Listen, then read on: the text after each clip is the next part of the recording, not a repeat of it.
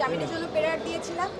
মূলত আমাদের যে সাবমিশন ছিল যে মোহাম্মদ শেখ হাফিজুর রহমান কার্জন স্যার, তিনি ঢাকা বিশ্ববিদ্যালয়ের আইন বিভাগের একজন অধ্যাপক এবং তিনি জুডিশিয়াল কাউন্সিলেরও প্রশিক্ষণ দেন, পুলিশ স্টাফের প্রশিক্ষণ দেন। তিনি বাংলাদেশের একজন বুদ্ধিজীবী পর্যায়ের একজন মানুষ।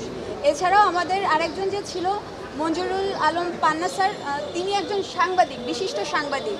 আজ আমরা কোর্টে এটাই সাবমিশন করেছি যে আজকে এই স্বাধীন বাংলাদেশে একজন মুক্তিযোদ্ধা, একজন সাংবাদিক, একজন বিশিষ্ট অধ্যাপক, ঢাকা বিশ্ববিদ্যালয়ের আইন বিভাগের অধ্যাপক সহ আরও অন্যান্য সম্মানিত ব্যক্তিবর্গ, তাদের সাথে ওপেনে মব করা হলো এবং তাদেরকে লাঞ্ছিত করা হলো, তাদেরকে আঘাত করা হলো। যেখানে এই যে আঘাত করা হয়েছে তাদের সাথে, সেখানে মূলত ক্রিমিনাল অফেন্স হয়েছে তাদের সাথে 325, 323 এগুলো হয়েছে তাদের সাথে, তাদের মানহানি হয়েছে এবং যেখানে তারা ভিকটিম হয়েছে, অথচ তাদেরকে আবার কোর্টে এনে গ্রেপ্তার দেখানো হচ্ছে, তাও আবার সন্ত্রাস বিরোধী আইনে।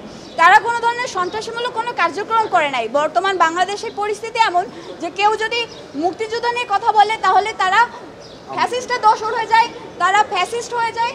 কারোর কোনো এখন বাক স্বাধীনতা নেই। বাংলাদেশের যে কনস্টিটিউশন, সেই কনস্টিটিউশনের 39 ধারা অনুযায়ী এই বাংলাদেশে এখন স্বাধীনভাবে মত প্রকাশের কোনো সুযোগ নেই।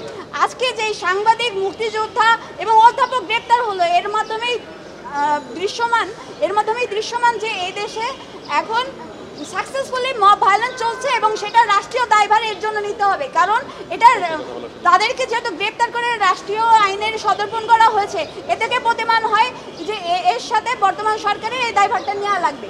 এবং আমরা বিজ্ঞাপনতে এটাই বলেছি যে তারা সম্পূর্ণ নির্দোষ এবং নিরপরাধ, এবং আজকে যে আইনে তাদেরকে গ্রেপ্তার করা হয়েছে এই ধরনের কোনো রকমের কোনো কার্যক্রম তারা করেন নাই এবং তারা সম্পূর্ণ নিরপরাধ এবং নির্দোষ, এবং এখানে কোনো ধরনের প্রাইমা ফেসি কেস নেই।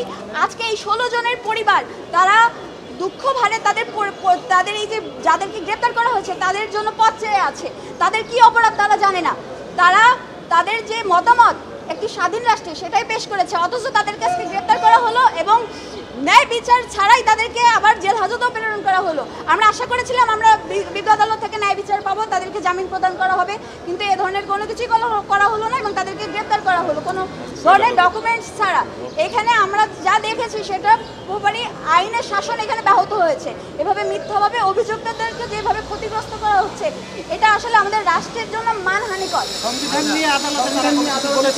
তারা বলেছে, আমাদের যে আসামিরা ছিল তারা নিজেরাই বলেছে, তিনি যেহেতু একজন আইনের অধ্যাপক, তিনি বলেছেন যে 33 অনুযায়ী একজন নাগরিকের যে অধিকার রয়েছে, একজন নাগরিককে গ্রেপ্তার করার পরে যেভাবে রাখা উচিত ছিল, যে ধরনের কন্ডিশন থাকা দরকার ছিল, তার কোনো কিছুর প্রতিমান ছিল না এবং তাদেরকে একটি ঘরে রাখা হয়েছে, সেই ঘরে ফ্যান পর্যন্ত না এই গরমের মধ্যে এবং ধুলাবালির মধ্যে, এবং তাদের সাথে এমনভাবে মানে খুবই খারাপভাবে আসলে ওখানে ব্যবহার করা হয়েছে, যেখানে তাদের 33 যে আর্টিকেল রয়েছে সংবিধানের, সেখানে যে ধরনের অধিকার দেওয়া হয়েছে সেটা সম্পূর্ণ আকারে লঙ্ঘন হয়েছে।